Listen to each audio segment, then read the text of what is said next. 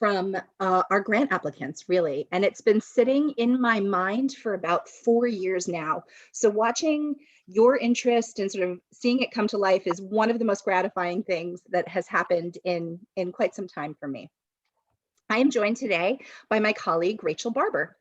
And Rachel is a graduate student at Rutgers Camden right now, and she is serving as an intern in the programs department at the New Jersey Council.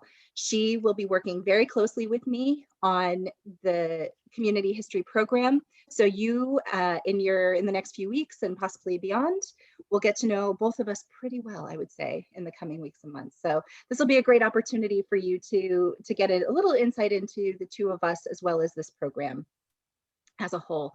I think without further ado, I'm going to share my screen. We do have a little PowerPoint to share with you, and we're going to take you through everything you need to know to get to know this program a little bit and what you're going to need as you're applying. So first of all, can I get a thumbs up that everybody can see my screen properly? Fantastic, thank you. So we're going to do an overview today of what the community history program is about, what you're going to need to know to apply for it, how you know if you're a good applicant for this, if this is a good program for you. And then mostly we want to answer any questions that you have. So we're going to leave lots of time for Q&A. Fear not. We have already given you a little bit of an introduction to the New Jersey Council for the Humanities. Many of you I know I have met before, so I know you're a little familiar with us. Our agenda for today, we're going to talk a little bit about what we mean when we are talking about public history. We're going to go over the program guidelines and some general information about it. We're going to talk about what we need in the application, important dates you need to take into consideration, and then really open up to Q&A. However, if you have questions anywhere along the way, please don't hesitate to raise your hand, put them in the chat. We can always take a little pause. We have built in a couple of pauses along the way to take questions as well. If we ask you to hold your question until the end, it's only because we know we're going to get to it in a moment. Okay? So this is what you can expect today. I am going to turn this over to my colleague, Rachel, to talk a little bit about what we mean when we are talking about public history. Rachel, take it away. Hello, thank you, Gigi. So when we talk about public history, we're usually distinguishing public history from what you might traditionally think of as like history in the classroom. So normally public history is going to take place outside of the classroom and often within your community. The National Council on Public History defines public history as the many and diverse ways in which history is put to use in the world. So we're really thinking about how are we making history relevant for the community. And again, like I said, when we talk about public history, we're thinking history in and with the community. That's super important. What are the ways in which we partner with communities to talk through history and then also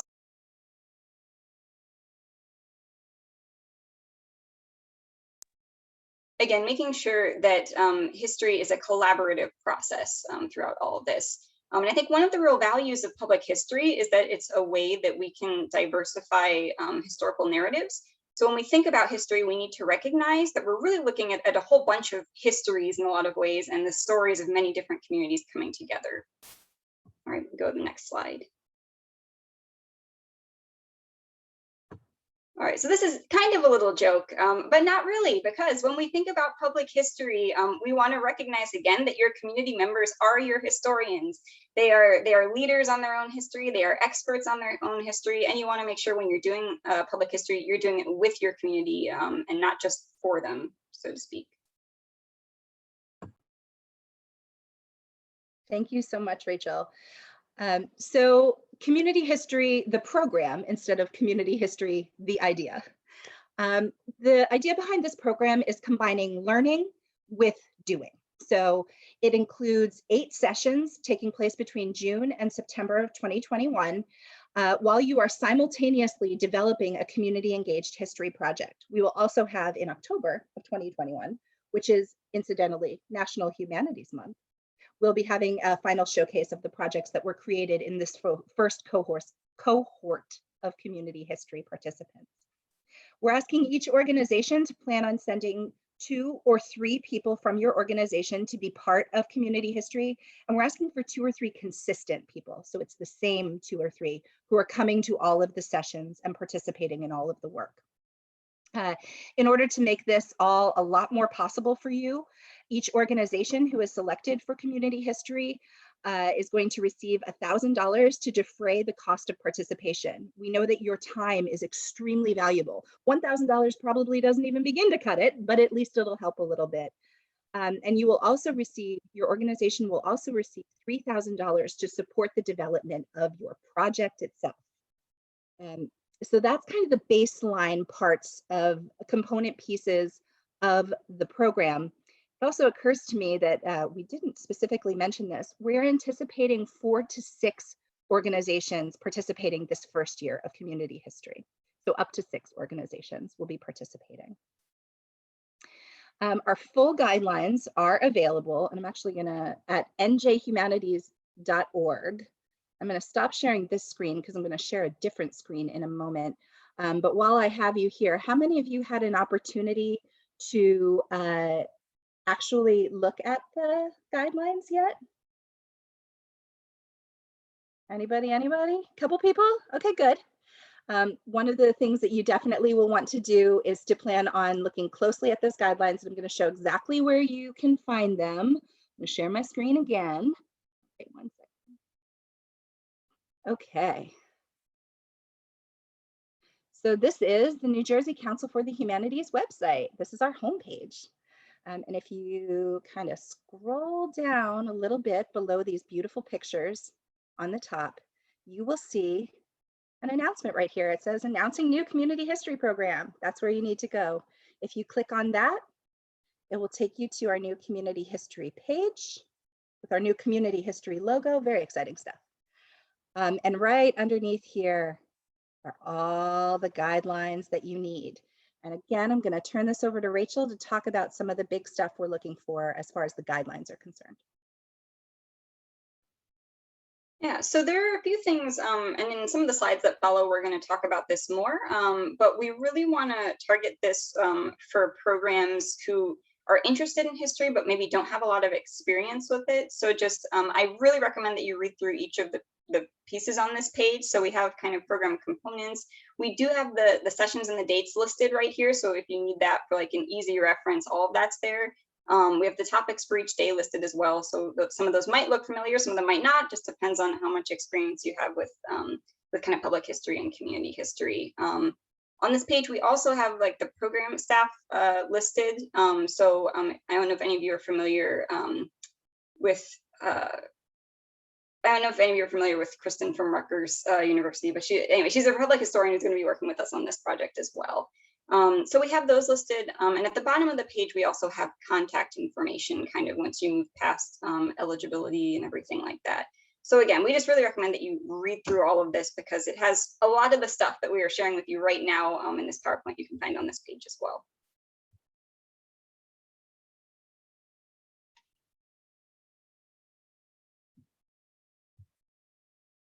Thank you, Rachel. Yeah, everything you need to know about community history, including a link to how you apply, is right here. So you're going to want to read every single word on this page. Thankfully, we kept it pretty short. Okay. So let's talk a little bit. Oops, excuse me for 1 second, sorry. Moving between multiple screens and sharing multiple screens is a super fun part of our Zoom life these days. I love it, it's my favorite. Okay. Oh, darn it. I'm so sorry. I'm going to go back to my PowerPoint. Okay. So like I said,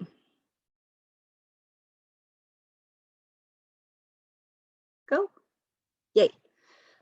That's where you're going to find our program. We are going to talk a little bit about our ideal applicants. Rachel, you want to continue? Yeah, that'd be great. So just, I mean, similar to what we were just saying when we were looking at the guidelines, we're really looking for organizations who are interested in history, but maybe don't have a lot of professional experience with history. And then kind of like we've been saying when we talk about public history in general, we really want to work with organizations who have a collaborative mindset. So organizations that want to work with their community and want to let the community guide the project. Along those lines, when we're looking at organizations, it would be really great if the organization and the people involved in the project have strong ties to the community that they're hoping to serve and work with. And back again, in line with public history, we really want to make sure that we're showcasing underrepresented voices as much as possible, because there are so many stories and so many histories out there. We want to make sure we're able to uplift some of those that aren't always told. Absolutely. So we've talked a little bit about the kinds of the kind of work that you would want to do if you are interested in participating in community history. Let's talk about the kinds of organizations that should consider applying for this program. As we have mentioned, but I want to go into a little more detail about this right now, this program is really designed for non-professional history organizations. So it is a slightly different program than a lot of others because it combines both learning and doing.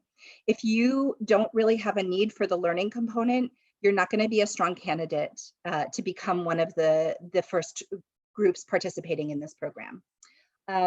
Very specifically, there are a few types of organizations that are not eligible to be part of this. A for-profit organization or business is not eligible. These programs have to be designed as not-for-profit, whether or not that is formal or informal. Colleges and universities are not eligible to apply for this program, nor are K through 12 educational institutions. Professional history institutions. So if you are, for example, a history museum, this is probably not the program for you. And again, that is because we're really focusing on organizations that wish to incorporate history, but do not have the professional basis to do it. And in the last part, we are looking to work with organizations, whether those organizations are formal or informal, official or unofficial, rather than individuals. Once you once you've determined that you think you would be a good fit for this program, you can apply, and you should use our online application system. The New Jersey Council for the Humanities switched over to a new online application system back in September. It's called Foundant, and there's a link to the application system in the guidelines on our website.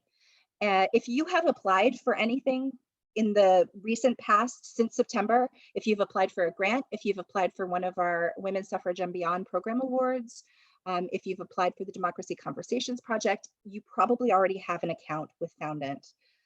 If you don't, you're going to have to sign up for an account, and that'll take you right through that when you go to the website. The application is not very long. There's some information that's required about your organization.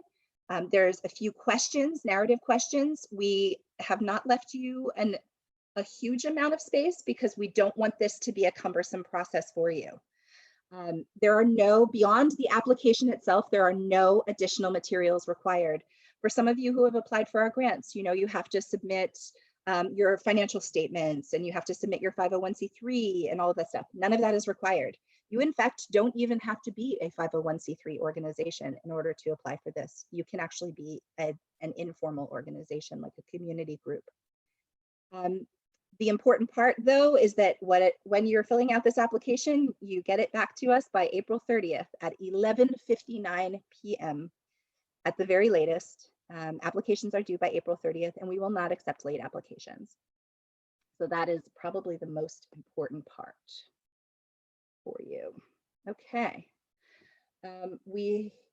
Rachel, this is you, right? Important dates? Yep.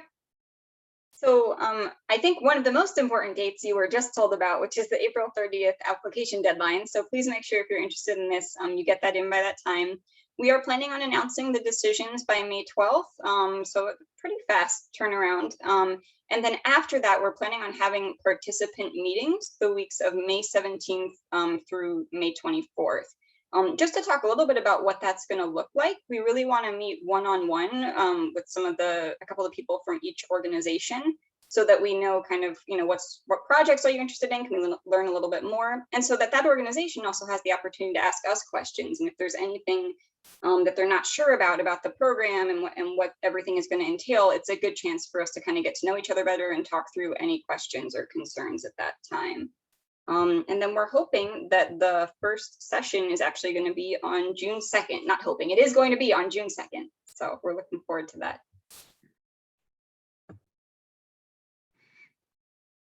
I need to unmute myself.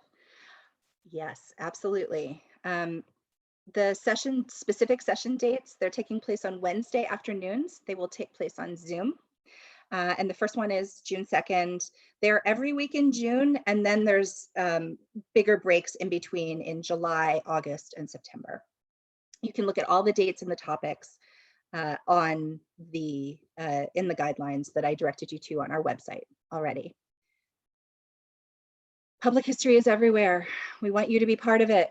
We hope you will. I have already seen some questions and comments in the chat, so I want to get to those and any additional questions that are coming. I do want to just really quickly direct both of you to this. I'm going to put our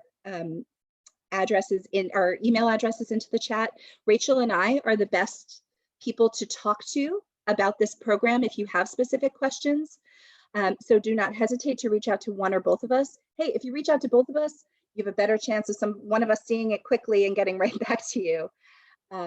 So I do encourage you to get in touch with us if you have any questions at all along the way. I'm going to stop sharing my screen so that I can see your lovely faces, and we will start going through some of these questions that we have here. The first question I'm seeing is an elaboration on what a professional history organization is. So thank you for that question. And related to that, a historical society or a historical house museum, would this be eligible or not eligible? The answer to that question is maybe. It kind of depends. We know we have a lot of history-based institutions in New Jersey that do not have a full professional staff. A lot of our history-based institutions are volunteer-driven, do amazing work with legions of volunteers. That kind of organization would be a strong applicant for the community history program. A less strong applicant would be an organization that has a full professional history staff, has leadership that has degrees in history or a lot of experience in history. I think the best way to think about this would be, do you need any instruction on public history? If you do, you're a good applicant. If you don't, this is actually probably not the program for you. And you should actually take a look at our grant program, because that would probably be a better fit for you. Those questions came from Suzanne and Nancy. If either of you would like to follow up, please don't hesitate to unmute yourself and elaborate. I'd be happy to talk more specifically.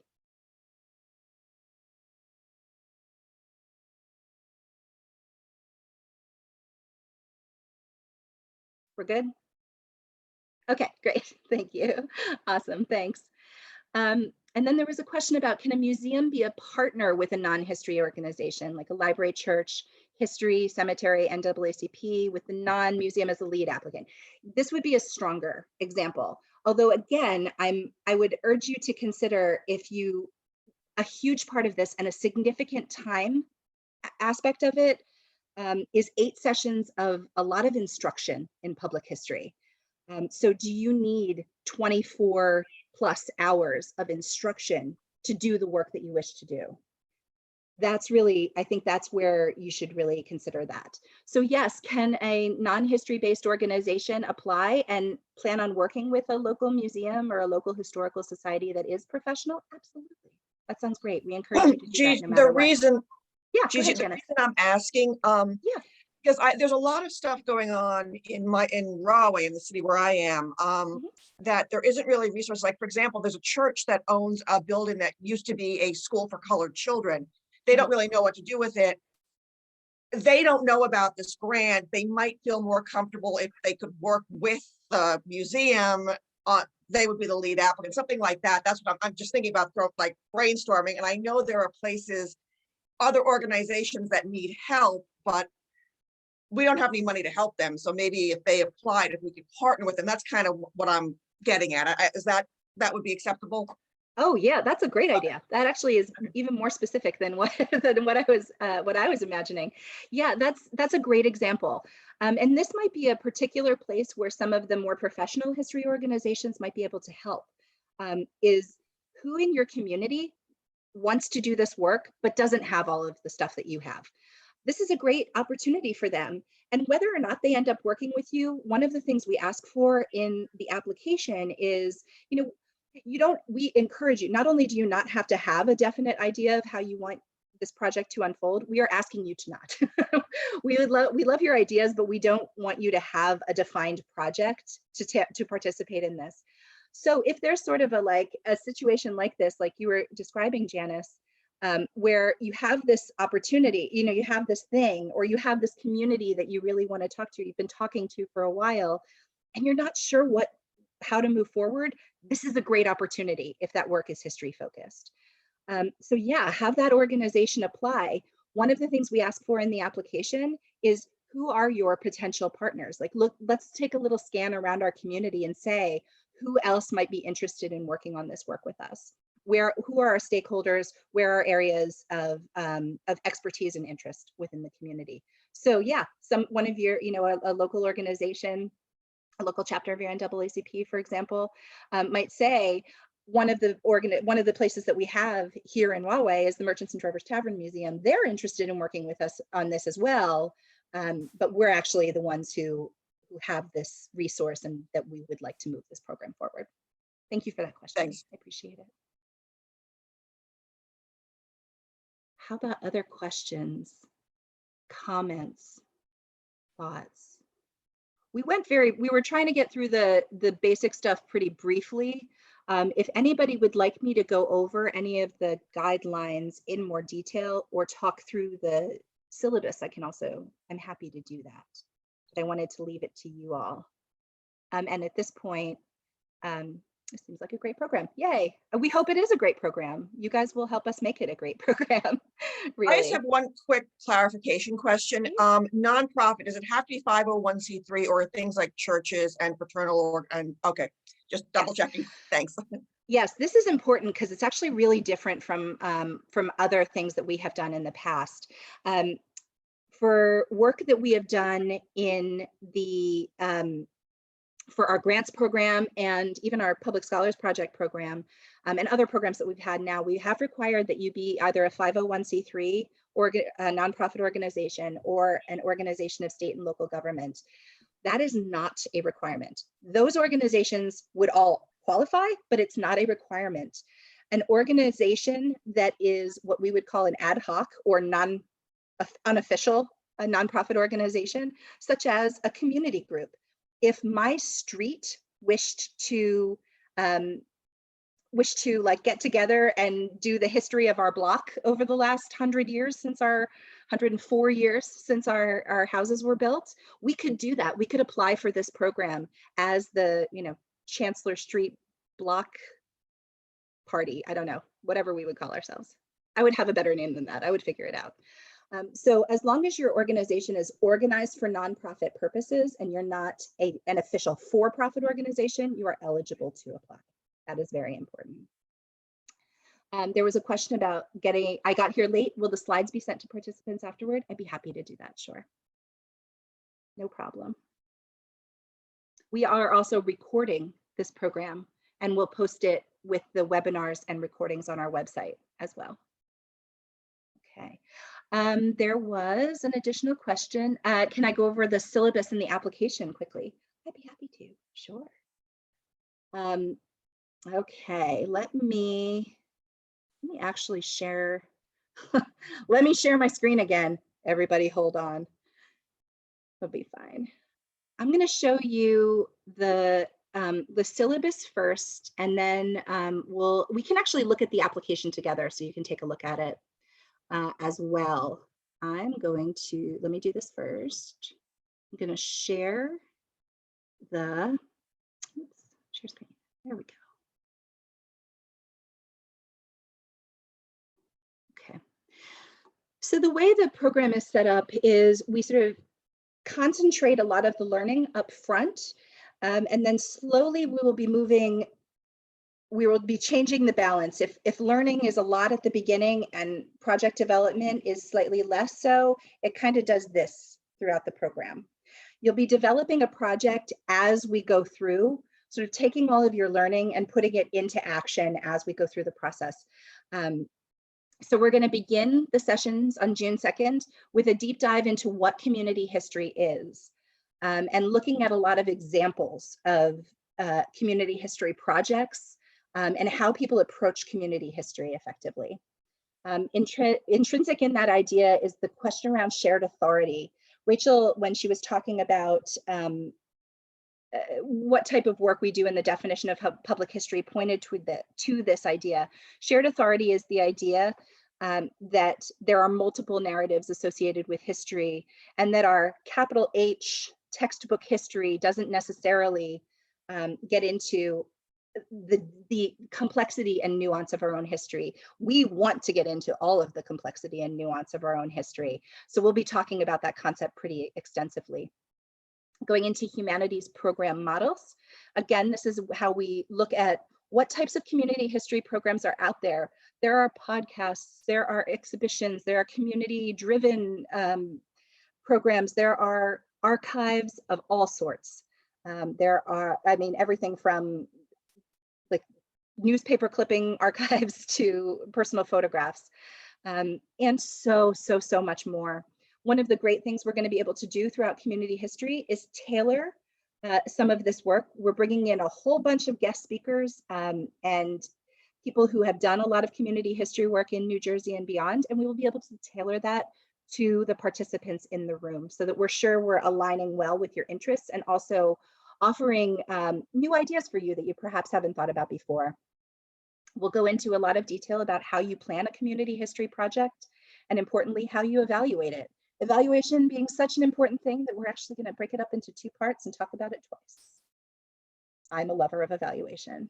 We're going to talk about outreach to communities and effective marketing strategies, how you build an outreach plan and how you build a marketing plan, well, how those 2 concepts overlap and where they're different. One of the most important aspects of any of us who are doing community history work we know is grant writing and fundraising. We hope that many of you will eventually become, if you are not already, you will eventually become applicants to the New Jersey Council for the Humanities, but we're certainly not the only game in town. We want to talk about how you find good grants for your projects, how you can do other fundraising, and what are the most effective strategies for you to do this. We hope these little projects that we'll be working on over the course of a very short and concentrated period of time will not be the last time that you are investigating with history, that they may grow and change and expand long beyond, way beyond when you are participating in community history program. So we're going to start that conversation as we approach the end of our program. And then finally, we'll have a showcase in person, on Zoom, some sort of hybrid, who knows? We'll see how the world is shaping up next fall. But that's the basic syllabus that we'll be having. As I mentioned, we're going to really try to tailor our content to who is in the room and who and what your needs are, so that it's not just a sort of one size fits all aspect of community history. I want to also show you the application. But before I do, there's a question that says, are organizations with current NJCH grant projects eligible to apply for this program? And the answer is yes, you are. We are allowing this. You're not allowed to apply for another grant, but you are allowed to apply for this program. So if you have an open grant, you can. I'm going to show you one more thing, which is the application itself. If I can find it on my site. Okay. Let me see here. Sorry, just 1 second. I need to go to a different page. Here we go. Okay, so I happen to, this is Foundant, our wonderful application system. I am in here as a dummy organization called the New Jersey Council for the Humanities. I am not sure if you've heard of them, they're pretty great. When you actually log into Foundant, when you have your account set up, this is what you see. This is a page on the apply page right here. This is what you actually see are what opportunities are open to you right now. If you go down a little further, if you currently have an open grant application, those opportunities are available to you, but they're not actually. Community history is the only thing that is currently available. So I'm going to click on this so we can just preview what the application looks like. It is short. At this point, you will have already filled in your basic organizational information, your organization's name, your contact information, your EIN, if that is applicable to you, those kinds of things. This is really getting into the meat of the narrative part of your application. We're asking you to give your project a name. We're using it for internal purposes only. It does not matter very much. Tell us about your organization, your mission, and the audience that you serve. Asking for your structure. This is just kind of giving us a picture of what your organization looks like. Do you have employees? Is this volunteer driven? What's the setup? How many people are involved? Those kinds of things. What's your organization's operating budget? And how does your organization currently engage with the public? That's sort of basic organizational information that gives us an idea of what kind of work you do and how you do it. After that, we turn to our history, right? History stuff. So why are you interested in incorporating history? Have you done any of this kind of work in the past? How do you think looking at your own history will benefit your organization? Your community's history will benefit your organization. For a little more detail, as I mentioned, we would prefer if you do not have a very specific project that you definitely want to work on, but rather give us an idea of what kinds of topics, what kinds of people, what kinds of places are you interested in exploring through community history? What connections do you have already? Are you saying our organization, our library, for example, our library has seen that the population of Hispanic immigrants, as I'm giving an example, Hispanic immigrants has increased enormously in the last 10 years. We would really like, but our local history archives don't have any of that story currently in the works. We'd like to work with that community to better preserve their history among the stuff we have here in our library. Great, that's a poorly articulated story, but that is perfectly enough for you to apply for community history saying you'd love to work with this. And you can say, and we've seen so many more people being regular patrons to the library. We've increased the number of Spanish language books. Whatever helps you tell us the story of why you're working with this community and what your connections are. And then finally, if I mentioned 2 or 3 people from your organization will need to participate in this consistently. Who are those 2 people that you have identified? And what will you tell us about them? The very last piece is, I really and truly filled out this application and I'm not lying about it. And that's it. We hope that you will be able to finish this application within an hour. That was my goal. You will be able to tell me, I hope later, if that actually happened or not. So I hope that gives you an idea of what you have here. We have a link to a PDF of this application. It doesn't give you little areas to fill in like it does on the actual application form, but you can take a look at everything and be prepared when you go in to write your application. I'm going to stop sharing this so I can see your faces again. Okay. How are we doing? Additional questions or clarifications that I can answer?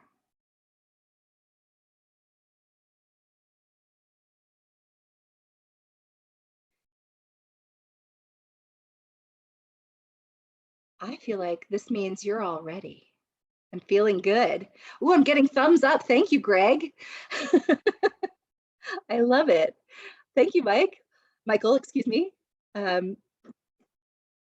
Well, I am not going to keep anybody for a second. Oh, wait, I'm sorry. Yeah. Do I see one more question? I have a question. Yeah. Please so do. I'm trying to kind of understand this. So you don't necessarily have to be a 501c3, but if you have like a group of people that are looking back into history and past history, that group of people could apply, because there are people in that Plainfield area that we're trying to research a lost fort that was in the Revolutionary War. Oh, interesting. And it would, it would cover, it's past community history, but it's history that's been lost, and it would involve African Americans, women, and farmers and things like that. Something like that, people could apply. Yeah. Yeah. Okay. And whether there's a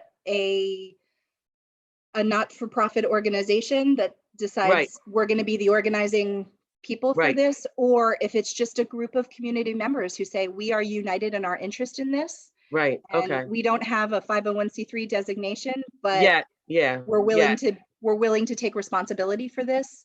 Okay. Then you can apply. Okay. Yes. And are churches available to do this too? Yes. Because Any I type know of- there's an African American church that's trying to, deal with their history and, Awesome. protect it for the future and make people aware of the history of the church. So I just wanted to. Yeah, I would say that's a particular, what you just mentioned is a particularly, would make them a particularly strong candidate also, is wanting not only to preserve the history, but to do it with your community and make the community Correct. involved with it. So yeah, Right. So they could churches, be like, synagogues, right. NAACP, and that is a Correct. 501c3, but yeah. No, right. Yeah, exactly. But they could partner with other groups within the community, like the library and the historical Absolutely. society, and they could be the lead people, Absolutely. Okay. Absolutely. All right. Absolutely. Okay. I got a couple people in mind. All right. Well, as I said, we're anticipating about having 4 to 6 applicants. Honestly, I'll be surprised if it's 4. I bet it'll be 6. And Karin, my wonderful boss, is well aware that every single time we roll out new programs, I'm always the one who says, oh, please, please, please, just maybe we could squeeze in one more. Do we have anywhere that we can find another $5,000? Surely we have another $5,000, right? So we want this to be we want this to be a good program where we're all working collaboratively as a group. So we don't want to make it too big in this first year, but we're really looking forward to a diverse group of organizations that will be participating in our first cohort. I should mention also that this is our first time doing this community history program. We do not anticipate it being our last. Right. So if now is not your moment, I hope next year is. Whenever we do this again, it will not be very far from now. Yay. Awesome. Thank you, Nancy. Oh, Michael, you have a question? Go ahead.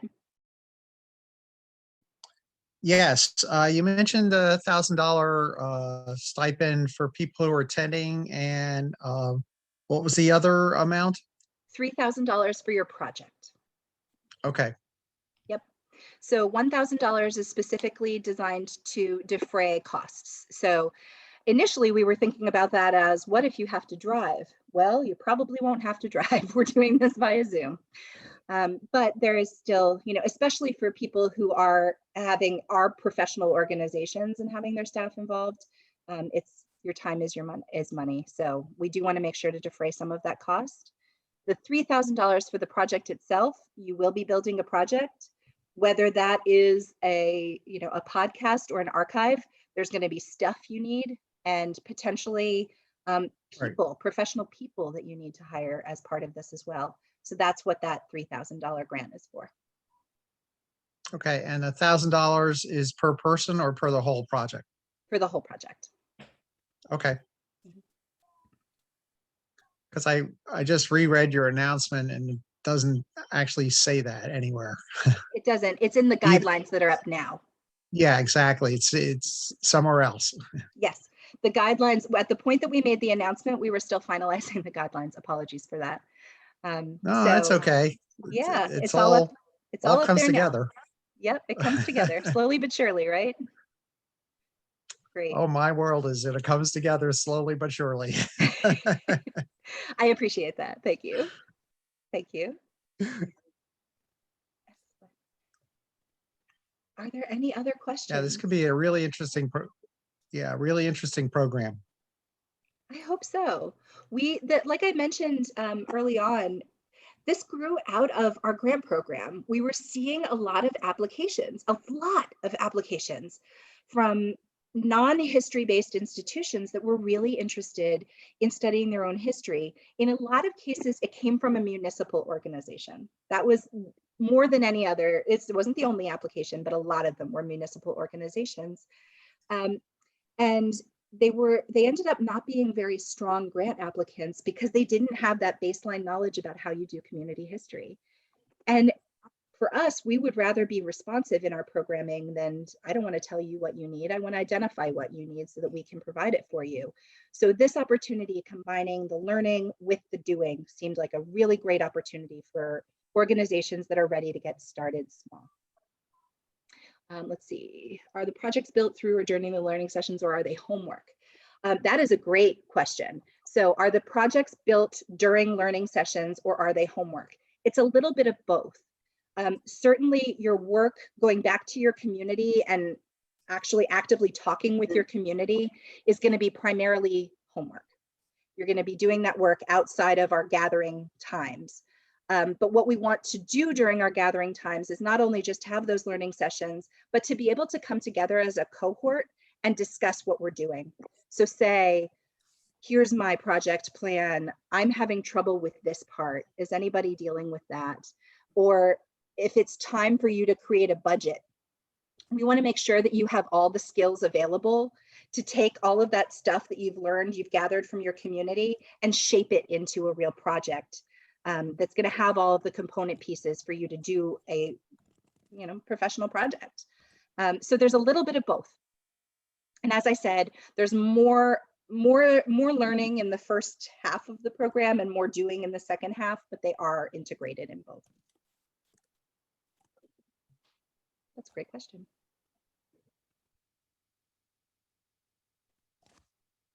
Additional questions at this time? Awesome. If you are uncertain about your project specifically, whether or not you should apply for this, not in a general way, but in a very specific way, please don't hesitate to reach out to us, to me or to Rachel. One of the easiest ways for us to do this would be to jump on a phone call or jump on a Zoom for half an hour and talk it through. And then my other side of it is apply. Why not just apply? Because of course an application takes a long time, but Only an please hour. do jump on with us. Hopefully an hour. But if it takes you more than an hour, you need to let me know, because I can't make it better if I don't know there's a problem. That's what I always say. Love your feedback about how your experience is in applying for this program. Awesome. Well, I'm going to stick around for another 2 minutes, 3 minutes in case there's any last minute questions. But otherwise, I'm going to say, enjoy your afternoon. Please get in touch if you have any questions. It's great to see so many of you here today. Great to see so many of your faces. Thank you for your questions. I'm so thrilled to see that there is a lot of enthusiasm for this program. I thought there might be, and I'm feeling very gratified right now. So have a wonderful day. We'll see you soon. Don't hesitate to reach out to me and Rachel if you have questions. And I look forward to talking with you in the coming weeks and months. Thank you. Thank you. I have a semi-related question that no one else needs to listen to. So if you are sticking around. I will stick around. Go ahead, Lynn. What's up? How are you doing? So we have like this whole